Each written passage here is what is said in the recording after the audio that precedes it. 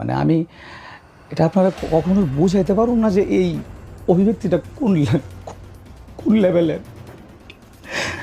আমি গান গাইতে গিয়েও কান্না করি, গান শুনতে গিয়ে কান্না করি।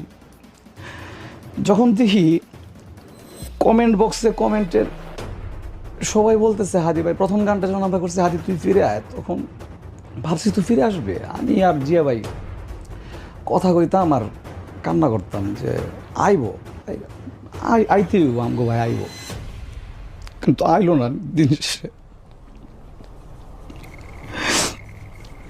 খুব ইচ্ছা ছিল যে আসার পর একটু জড়ায় ধরে কমু,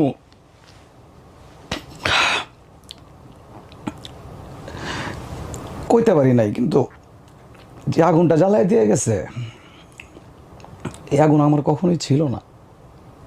ও যেটা চাইতো আর কি, যে